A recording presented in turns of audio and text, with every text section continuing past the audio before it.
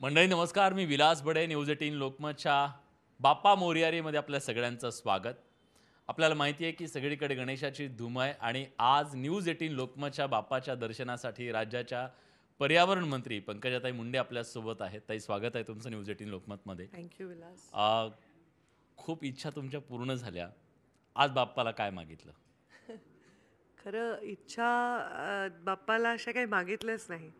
फक्त जी तळमळ असायची माझ्यावर प्रेम करणाऱ्यांची ती बघवत नव्हती आणि त्यांना तळमळीमध्ये नको ठेवू, त्यांना निवांत निर्धास्त ठेव असंच बाप्पांना मी मागितलं.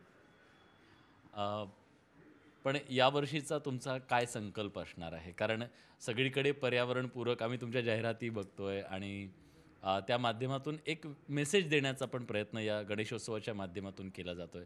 जी मूळ संकल्पना गणेशोत्सवाची आहे. काय मेसेज आहे? पर्यावरण मंत्री असल्या कारणाने गणेश उत्सवाचा एक विषय बरेच दिवस चालला होता की पी-ओ-पीच्या मूर्त्यांच्या संदर्भामध्ये. हं. त्यामध्ये एक निर्णय घेण्यामध्ये आम्हाला यश आलं की एक मध्यम मार्ग आम्ही त्याच्यामध्ये काढू शकलो आणि त्या काही सूचना आम्ही न्यायालयाच्या आदेशाने तयार केलेल्या आहेत आणि सर्व गणेश मंडळांना त्या सूचनांचं पालन करायला सांगितलं आहे.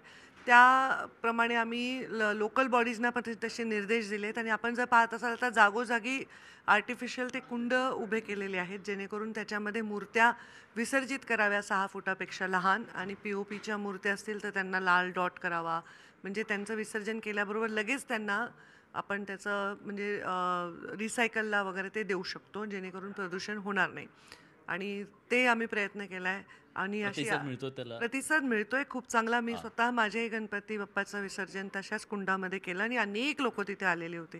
हं. चांगला प्रतिसाद मिळतोय. मोठे जे गणपती आहेत, मोठ्या आकाराचे 6 फुटाच्या वरचे, त्यांना आम्ही परवानगी दिलेली आहे. पण दुसऱ्याच दिवशी तात्काळ त्या गणपतीच्या त्या परिसरामधली स्वच्छता करून त्याचं रिसायकलिंग करण्यासाठी जास्तीत जास्त पावलं उचलावी असेही आदेश दिलेले आहेत.